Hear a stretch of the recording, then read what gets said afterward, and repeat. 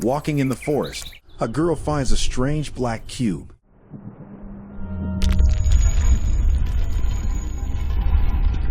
A hidden compartment opens inside it.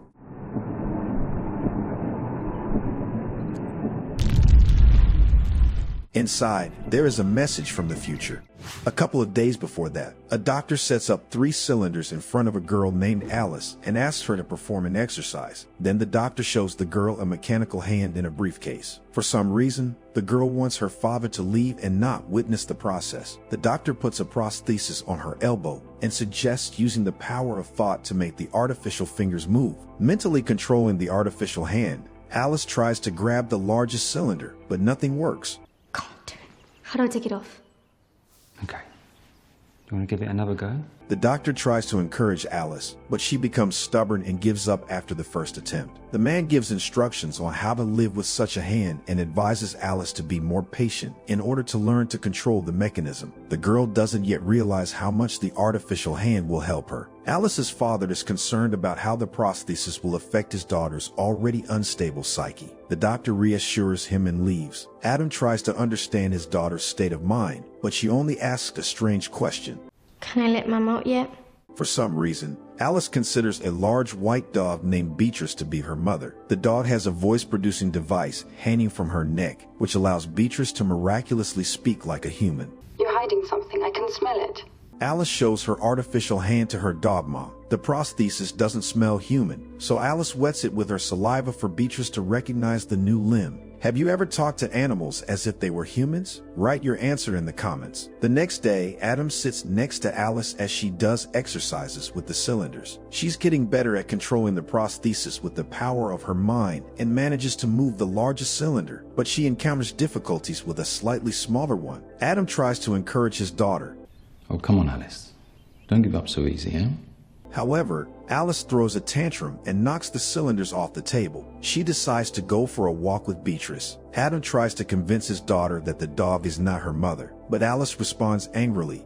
You know that I hate you, don't you?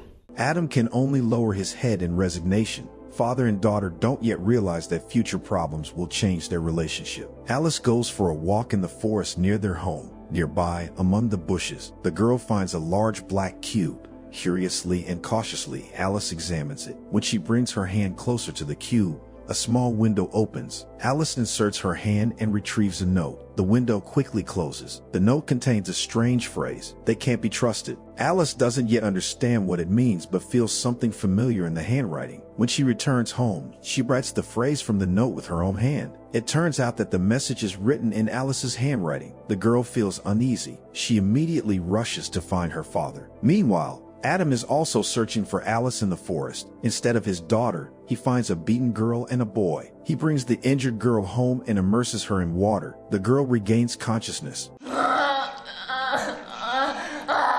It seems she has endured something terrible. In the evening, the guests and the hosts gather for dinner. The girl's name is Erica, and the boy is Paul. He can't speak. The guests find it strange that Alice considers the dog to be her mother. Adam changes the subject and asks Erica to tell who beat her. It was her boyfriend named David. Today, she went on a date with him, and Paul followed her. It infuriated David, and he attacked Erica. She doesn't know where David lives since she has never been to this place. The parents of the newcomers have passed away, so there's no one to protect them. Adam feels sorry for the kids. He asks them to stay overnight, assuring them that the house is safe.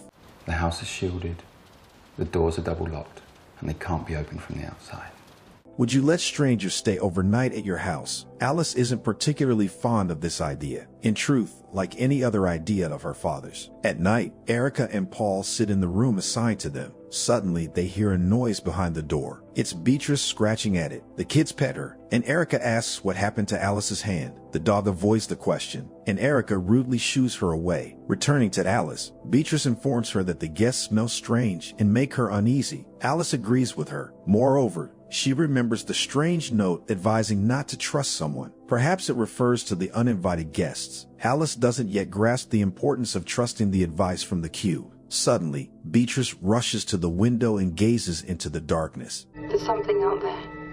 I'm sure I can see it. Alice asks Adam to protect her. Armed with a knife, Adam also peers into the darkness. Indeed, someone is out there, but they won't be able to enter the house, so there's nothing to worry about. The next day, Adam helps Alice put on her prosthesis. Alice suspects that Erica caught her father's attention. Although it's true, Adam doesn't want to escalate tension in the house and promises to take the kids home today. Alice begins her exercises. This time, Paul decides to join her and sets up the cylinders. Alice doesn't mind his company. On her first attempt, she successfully moves the largest cylinder, but she encounters problems with a slightly smaller one. As usual, Alice wants to lose her temper and leave, but Paul holds her back. With his support, Alice manages to handle the second cylinder. Then she tries to take the third one, but this time she fails. Alice once again wants to lose her temper, but Paul holds her tightly and lovingly. It clearly pleases the girl, but suddenly, she tenses up again.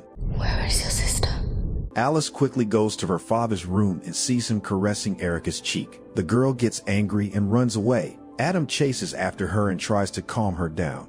Alice is upset that Beatrice might have seen it all, and she supposedly considers Beatrice her mother. Adam once again tries to convey to his daughter that the dog is not her mother, but Alice doesn't want to hear anything. She believes that Adam turned a woman into a dog and wants to do the same to Alice. He started with the hand. The girl screams that her father let them down with her mother. Adam can't argue with that, but his guilt lies elsewhere. I killed her.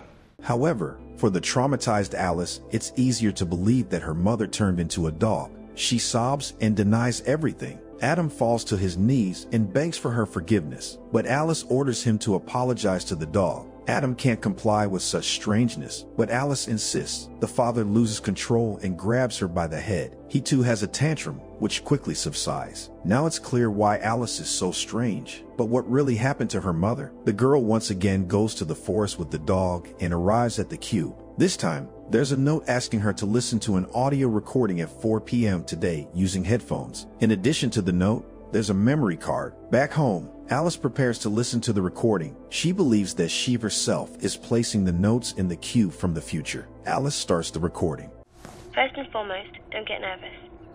No one must know I'm talking to you.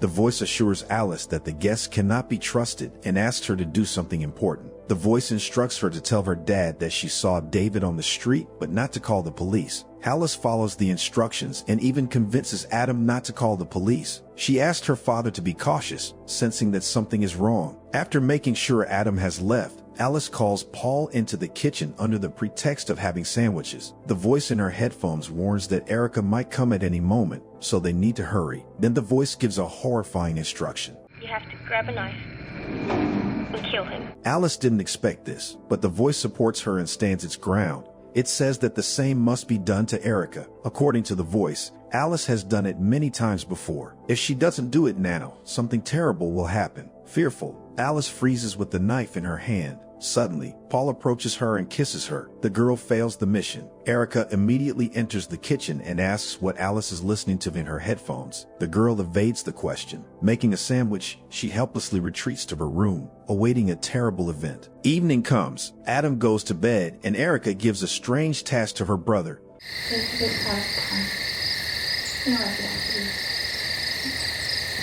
Paul leaves somewhere but quickly returns to his sister because Beatrice is following him. Then Erica takes matters into her own hands. She cruelly grabs the dog by the collar and drags her somewhere. Afterward, Erica undresses and goes into Adam's bedroom. Meanwhile, Paul lets a person dressed in black into the house. Erica lures Adam out of the bedroom, and the unknown person attack him. Then the stranger leaves the house with Paul and Erica. It seems they are accomplices. Hearing a noise, Alice comes out of her room and finds her lifeless father. The girl strokes his head, tears streaming down her face. She seeks solace in her dog mother, but there's no response. Soon, Alice finds Beatrice lifeless in one of the rooms. Overwhelmed by grief, the girl falls to her knees. She sobs uncontrollably, unable to believe her eyes.